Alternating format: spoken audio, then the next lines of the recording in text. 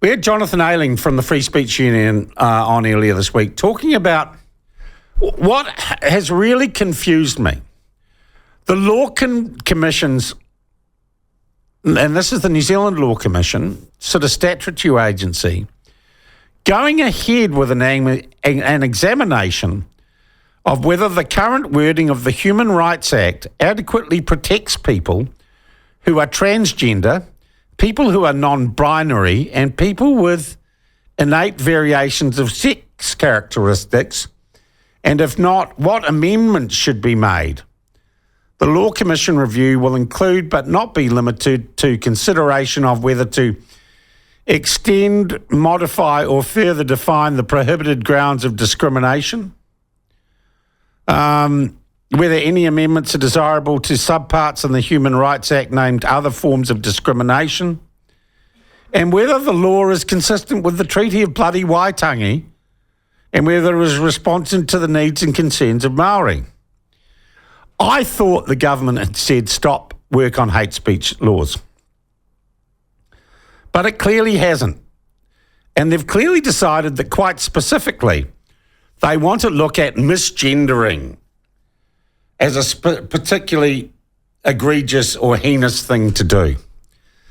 Well, whether or not this is in keeping with the government's directives, does it make any bloody common sense or not? To discuss this further, we're joined by Suzanne Levy from the group Speak Up for Women. Suzanne, nice to have you back with us. Welcome. Good morning. This seems really strange. I got the clear impression the new government said stop this silliness, but the Law Commission seems to be willfully ignoring that. Well, this issues paper, so the Law Commission were asked, I believe, by the Justice Minister back last year to do a consultation to come up with a recommendation on, what to do about transgender, non-binary, etc. in the Human Rights Act. So, which is actually something we welcome because there are some potential conflicts and there's a lack of clarity. There's been some assumptions made about what things mean in the Act that haven't been great for women, and a lot of the policies through government now reflect the fact that the law is not clear. So from our point of view, we sort of welcome the idea of it being reviewed. And the idea of there being, Human Rights Act is an anti-discrimination act. So we really don't want people being discriminated against. And that goes from, do we want people to not get a job because they look a certain way or identify as transgender or, what have you? Do we want them to be refused a goods or service because of that? And we don't. We don't, we generally don't live in a society where we want people to have a sign on their shop that says no trannies. That's not what we want. And so this particular consultation was to examine whether or not the Human Rights Act was doing that, which is something we welcome. But what's happened is there's been a massive amount of overreach within this consultation. And, we sort of thought it was an opportunity for them to clarify that sex meant sex, and look at ways you could possibly put some anti-discrimination legislation in on something which is, quite honestly, it's not tangible. It's very difficult to say what you're asking people to not discriminate on what basis.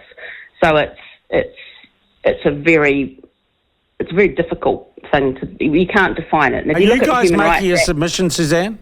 Oh, yeah, we are. And we're talking to the Law Commission. We're going to see them next week or week after. And we're all over this. To be honest, the main focus we are taking is the definition of sex. So, as part of the 200-page document that they've put out, they are clearly looking at how they can change what sex means.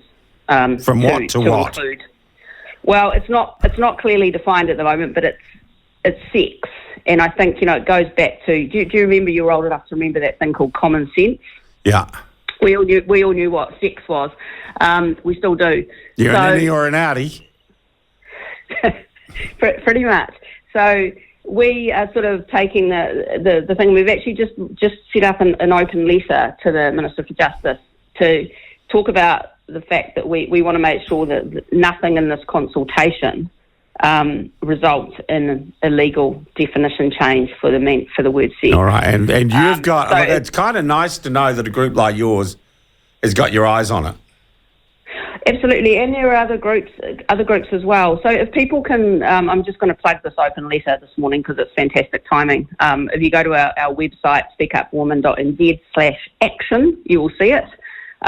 We'll throw that up on our opinions page too, wonderful. Suzanne. Yeah, so I guess our worry with this consultation is the amount of overreach. Like it had you read out the description, the kind of brief earlier.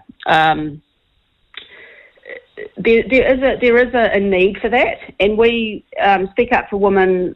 Our sort of position was that we did welcome the discussion. We welcomed having an opportunity to look at whether gender was included under sex, whether it should be, that kind of thing, because it's caused so many issues. The lack of clarity has caused so many issues.